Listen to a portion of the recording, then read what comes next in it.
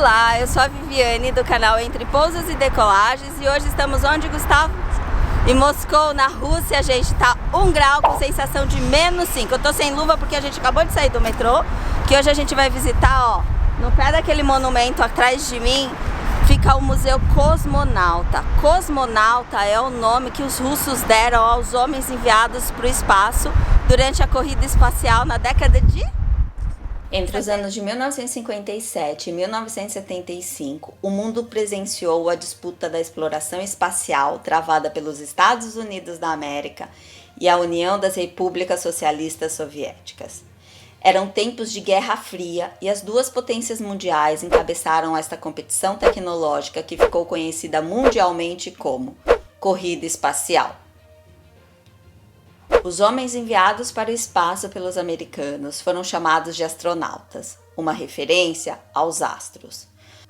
No entanto, os soviéticos preferiram o Cosmo, homenageando seus heróis do espaço de cosmonautas.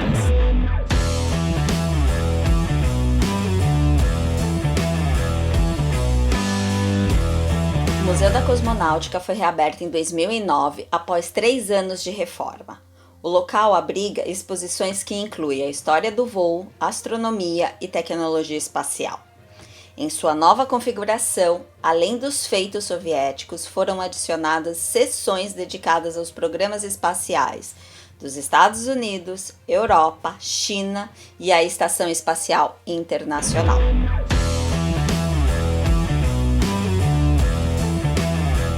A mostra está organizada de forma cronológica, apresentando todo o pioneirismo soviético no quesito exploração espacial. Isso porque os soviéticos deram um pontapé inicial e saíram na frente dos Estados Unidos ao colocarem na órbita da Terra o primeiro satélite artificial, depois o primeiro ser vivo e, por fim, o primeiro homem.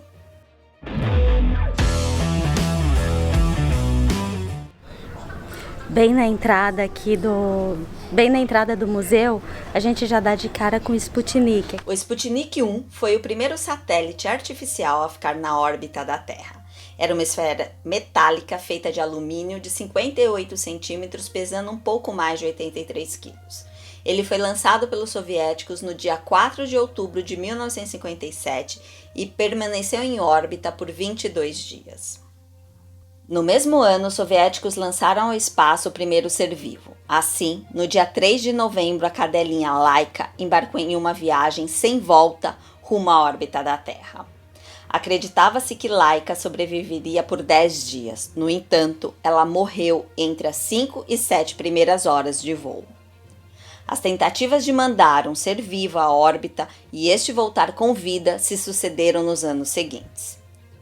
Até que em 19 de agosto de 1960, as cadelinhas Belka e Strelka embarcaram no Sputnik 5, acompanhadas de um coelho, 42 camundongos e 2 ratos, além de várias moscas, plantas e fungos.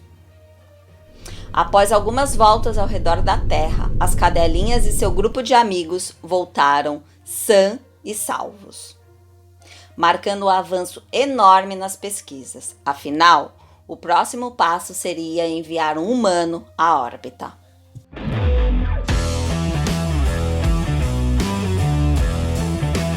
Assim que entramos no museu, somos recepcionados por uma escultura enorme de braços abertos do herói nacional Yuri Gagarin. Foram menos de 8 meses entre o bem-sucedido voo das cadelinhas Belka e Strelka e o lançamento do primeiro homem ao espaço.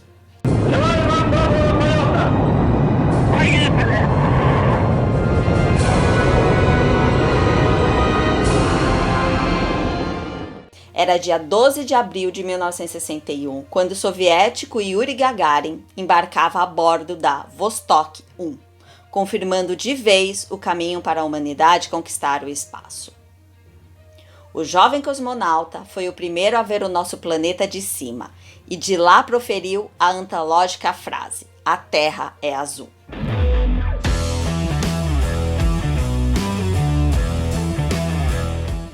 Vou falar que a gente é um pouco sem moral. A gente está 5 horas aqui dentro. E quanto tempo eu tinha programado? 3 horas. O Museu da Cosmonáutica abriga em seu acervo mais de 99 mil itens, então vá preparado.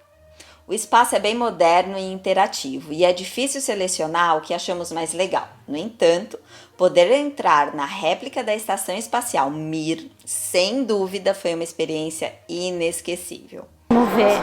Acho que cabem 6 pessoas de cada vez. Aqui.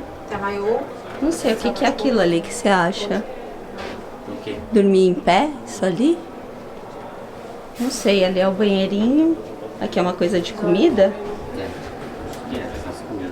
A mesinha de comida. A Mir foi a primeira estação espacial modular e foi montada em órbita entre 1986 e 1996. A estação fez história na baixa órbita da Terra. Lá sofreu incêndios perigosos, uma colisão quase catastrófica e períodos de queda descontrolada. Após 15 anos no espaço, teve suas atividades encerradas em 2001, quando a meio mundo de distância, controladores russos fizeram a reentrada controlada da estação espacial na atmosfera da Terra. Sua estrutura, de 134 toneladas, se rompeu no sul do Oceano Pacífico, colocando fim à sua bem-sucedida missão.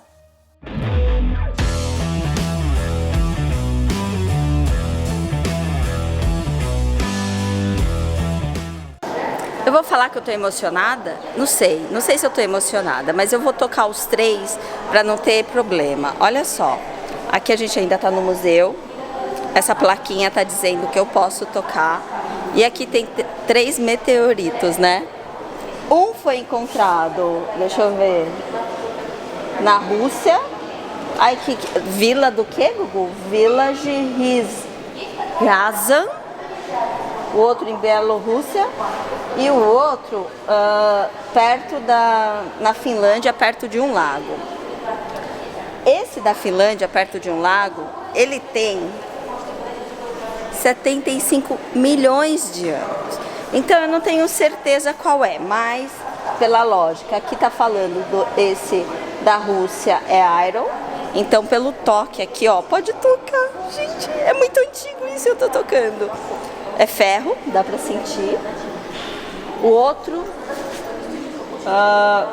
não fala o material, mas deve ser esse aqui, do Bielorrússia. E esse aqui, pela lógica, né, pelas plaquinhas, eu acho que é o de 75 milhões de anos. Gugu, vem aqui tocar. Porque da próxima vez que alguém te perguntar qual... Ele tá fazendo foto, gente. Enquanto eu fico aqui, ó, trabalhando, gravando, ó, ele lá, fazendo foto, toca. Porque da próxima vez que te perguntarem qual é a coisa mais antiga que você colocou a mão, você fala que tinha 75 milhões de anos. Gente, são muitos anos.